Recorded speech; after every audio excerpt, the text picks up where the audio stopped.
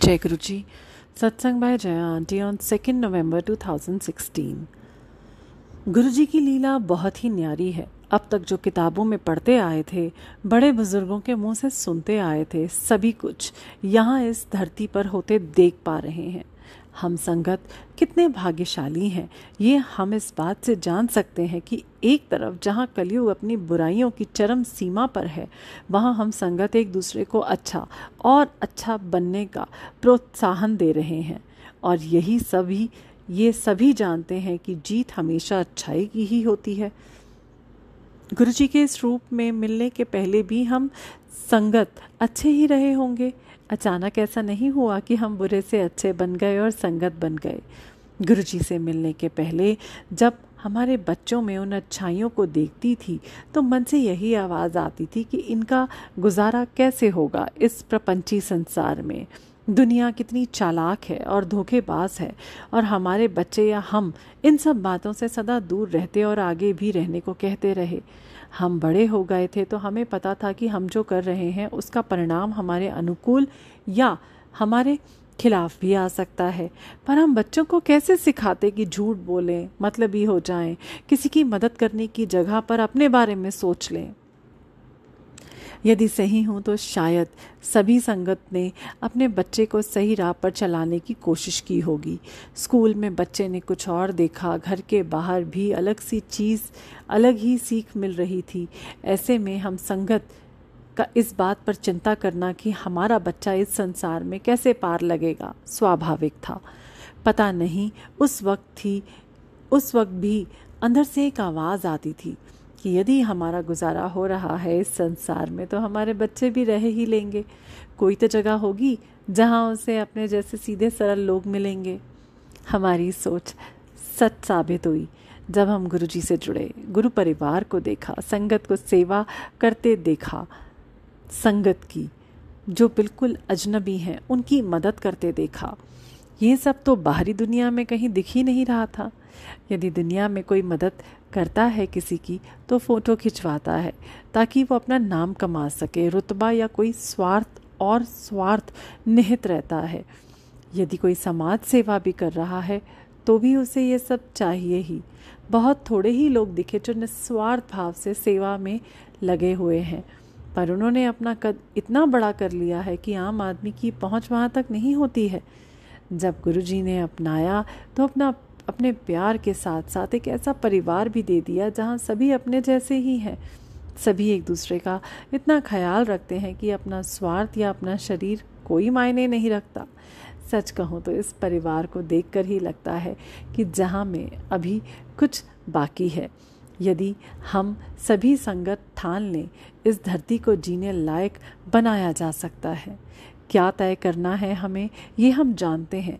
अपनी बुरी आदतों को पीछे छोड़कर अपने को शुद्ध करना है, जिससे हम गुरुजी की कृपा लेने के लायक बन जाएं और फिर गुरुजी अपनी आर्मी को जन कल्याण के काम में लगा सकें। हर संगत यही करना चाहेगी। गुरुजी हमेशा हमारे अंग संग ही रहते हैं। उनके लिए हम इंसानों की ही मुक्ति ही का सिर्फ एक काम नहीं है। जितने चराचर कीड़े मकोड़े, जिंदा या मरे हुए, सभी को उसकी योनि से अपग्रेड करना है। इंसानों को ये वरदान तो है कि इस योनि में ही कर्म कटवाकर मुक्त हो जाए, पर आज का इंसान परेशानी के बोझ के तले दबा होता है। इसकी परेशानी परिवार, नौकरी, शादी, पैसे कमाना, बच्चे, दुनियादारी निभाना, कई तरह के बोझ हैं। ये जब दुनिया छोड़ते भी हैं तो अपनी परेशानी साथ लेकर जाते हैं। गुरुजी कहते हैं कि इन परेशानियों को हम यहीं ख़त्म करके जाएं, यानी जो कर्म बनाया है यहीं काट लें और हल्के होकर ऊपर जाएं, जिससे हमारी आध्यात्मिक यात्रा को वहाँ से आगे बढ़ने में सहायता मिले। यहाँ धरती पर जब हम अपनी परेशानी छोड़कर जाते हैं, वो हमारे बच्चे भुगतते हैं। यदि उन्होंने भी कर्म नहीं कटवाए तो ये उनके बच्चे भुगतेंगे और फिर उनके बच्चे। ये दुख या कर्म का बोझ पुश्तैनी ज़मीन की तरह ही पीढ़ी दर पीढ़ी चलता रहता है। आखिर कोई तो हो एक खानदान में जो इस भुगतान को ख़त्म कर डाले, जिससे उसकी मुक्ति तो तय हुई ही, उसके आगे आने वाली पीढ़ियां भी खुश रहा करेंगी। उन्हें तकलीफ़ों का सामना नहीं करना पड़ेगा। उन्हें उन तकलीफ़ों का सामना नहीं करना पड़ेगा जो खानदान या पूर्वजों से मिला हुआ है। गुरुजी ने एक बहुत ही महत्वपूर्ण बात बताई। उन्होंने कहा कि जीवन को 4 भागों में बांटा गया है। बचपन में जहां हम खेलते कूदते अपने माँ पिता के साथ गुजार लेते हैं। जवानी जब हम कमाने और जिम्मेदारी लेते हुए जीवन को मौज मस्ती में जीते हैं। अधेड़ अवस्था, जहां हम परिवार के साथ अपना कमाया हुआ धन खाते हैं और ऐश करते हैं।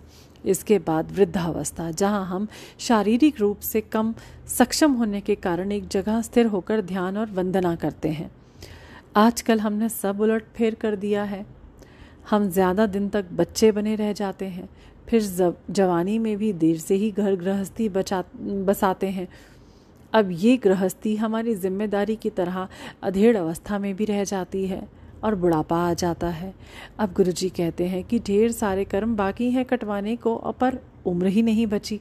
अब गुरुजी को अपनी शक्ति से इस बुढ़ापे को लंबा करवाना पड़ता है। हम लोग सभी काम सही समय पर नहीं करते। देर से शादी, देर से बच्चे, देर से गृहस्थ जीवन का चलाना और फिर बुढ़ापे के लिए मानसिक रूप से तैयार ना रहकर हम इस अवधि को ही कम कर लेते हैं। वृद्धावस्था तो सिमरन के लिए ही रखी गई है, पर हम अपने को वृद्ध समझते ही नहीं हैं, तो भगवान की तरफ उन्मुख होते भी नहीं हैं। कर्म काटने की जगह और बनते जाते हैं। गुरुजी कहते हैं कि हमें इन चारों अवस्थाओं को ध्यान में रखना है और जो 4 पहर दिए हैं उसे सिमरन में लगाकर इस बार तो पार उतर ही जाना है। गुरुजी नहीं चाहते कि हम कर्मों की गठरी लेकर ऊपर जाएं और सभी परेशान होएं।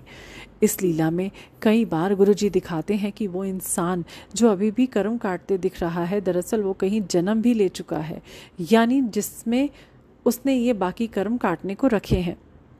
हमारे दयालु गुरुजी प्रकृति को कभी भी नहीं छेड़ते और हमारे कर्मों को भी कटवा देते हैं। ये भी हमें गुरुजी ने दिखाया कि जो बच्चा जन्म लेता है, इस बुजुर्ग की आत्मा को लेकर बुजुर्ग की मौत के साथ उसकी भी मौत हो जाती है। और इस तरह से गुरुजी सारे कर्म कटवाकर एक विशुद्ध आत्मा तैयार करते हैं जो कहीं भी जाकर कोई भी सेवा करने को तैयार हो।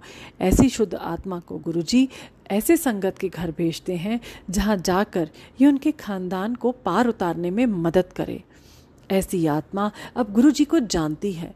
ऊपर जाकर वो समझ चुकी है कि गुरुजी क्या कर रहे हैं। अब उसे बाकियों को समझाने का काम मिलता है।